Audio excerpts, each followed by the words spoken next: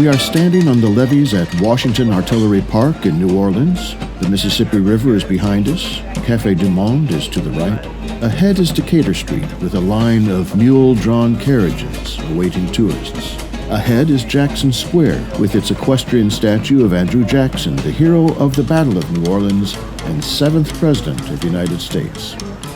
Beyond the square is St. Louis Cathedral, the oldest continuously active Catholic cathedral community in the United States. On either side of the cathedral are the presbytere on the right and the cabildo on the left. On either side of Jackson Square, to the left and to the right, are buildings that New Orleans native Truman Capote once called the oldest, in some ways most somberly elegant apartment houses in America. They are the Pontalba buildings. Each is a red brick 4-story building running the full length of Jackson Square. Their ground floors house shops and restaurants, the upper floors, apartments. At the back of the Pontalba building on the left is Tableau Restaurant, housed in what was once the governor of Louisiana's residence. For our anniversary dinner, we sat on their balcony, enjoying all the activity of Jackson Square below.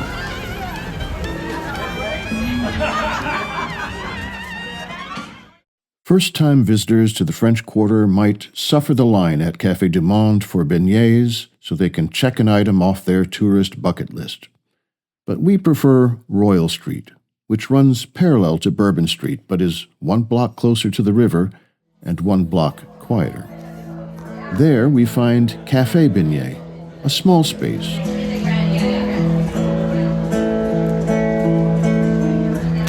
Café Beignet is just 3 doors down from Bevelot Light Company, where we had 3 copper gas lights made, 2 for the garage and 1 for over the front door.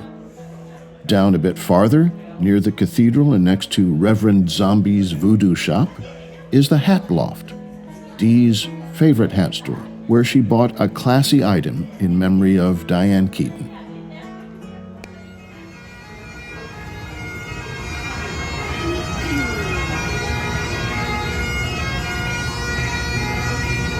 Royal Street also boasts the former home of chess genius Paul Morphy, who died here in 1884, long after he had retired from the game.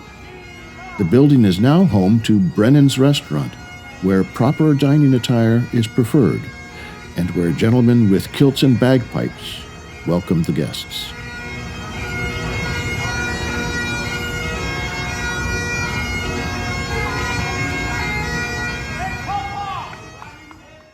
Whenever a long weekend allows and Jan and Rob can take the dogs, we like to visit New Orleans, and that's how it's pronounced. We used to visit a city we called New Orleans, but now we know better and haven't been back there in years, which means we should talk about how things are pronounced here. Dee and I visited Chartres once, and while Dee has mastered French pronunciation, it's a skill I simply don't possess, as you can hear. Luckily, it's a skill I don't need in New Orleans. Ask a local which way is Chartres Street, and you'll be given helpful and polite directions to Chartres Street instead. Looking for Burgundy Street? It isn't here, but they do have one called Burgundy Street, and other street names are there just to frustrate outsiders. When New Orleans removed a statue of Robert E. Lee, outsiders came in to protest. In response, one local carried a sign that said, "If you can't pronounce Tchoupitoulas Street, leave us alone." It was a shibboleth test. So when we went to buy, what are they, pralines, I first asked, "How do you pronounce this?"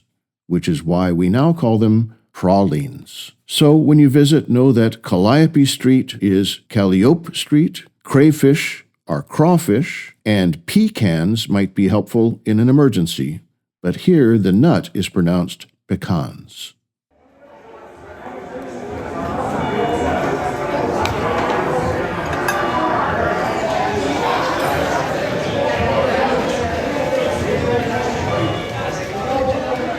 Café Pontalba is at the corner of St. Peter and Chartres Streets. Its floor-to-ceiling windows swing open for all the sounds and sights of Jackson Square to pour in. The buskers and fortune-tellers, performers and vendors, artists and pedestrians, all blending with cathedral bells while we sip our drinks and eye the menu for, what will it be today? Fried gator or fried fish po' boy? Or blackened redfish etouffee? Or Creole gumbo? Or maybe just some red beans and rice?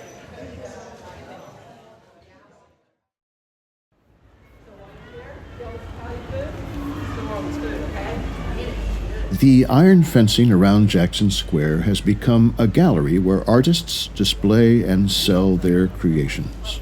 The city issues licenses for these artists with the conditions that all artwork displayed and sold is original and that it is the artists themselves who are making the sales.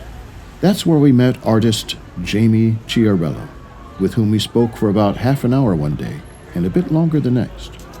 A true starving artist, she said she once supplemented her income by working as a stripper. I almost replied, I thought you looked familiar. But because of Dee, I switched to, yeah, that's how I started out too. Even after all these years, Dee understands and puts up with me. And yes, we bought a print for our anniversary. Bourbon Street, New Year's Day. The presbytere is also part of the Louisiana State Museum, and on past visits we had seen displayed there a small boat that Kenny Bello used to rescue people from the floodwaters after Katrina.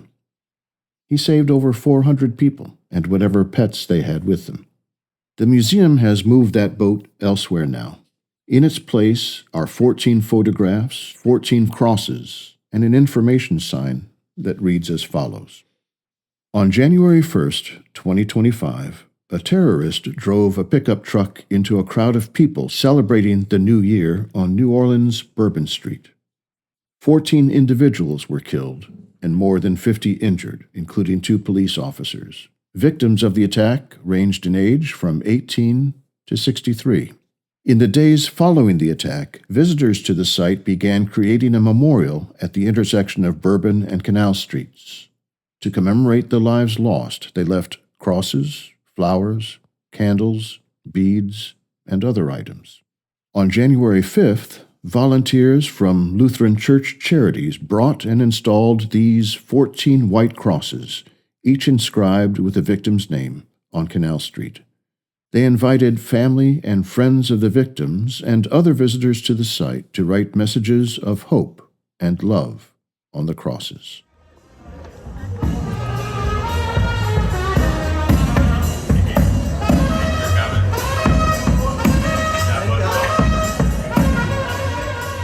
After viewing the memorial, we left the fortune-tellers and vendors and pedestrians and buskers behind and entered the cathedral for a few moments of reflection.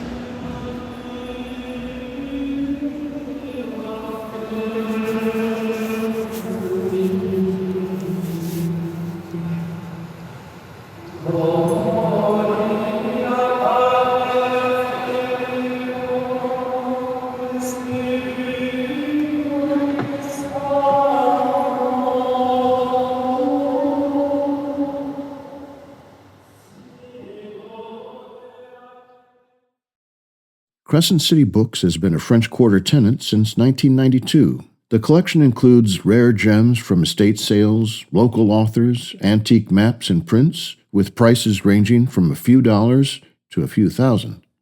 As I was paying for a volume of Philip Larkin poetry, a second line paraded by.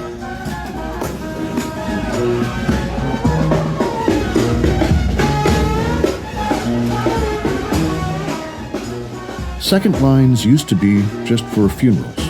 Brass bands would march with the hearse, that was the first line, while friends and strangers would follow behind, that's the second line.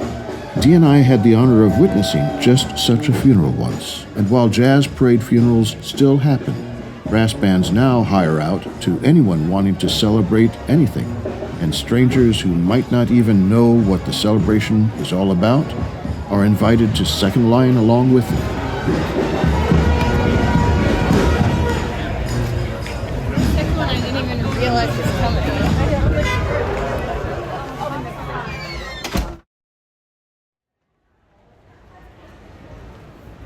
Near our hotel on Decatur Street is another old bookshop with stacks of uncatalogued books and boxes all over the place. Outside, a busker plays Happy Birthday on his saxophone, the only song we ever heard him play. So we decided he wasn't playing Happy Birthday, he was playing Happy Anniversary.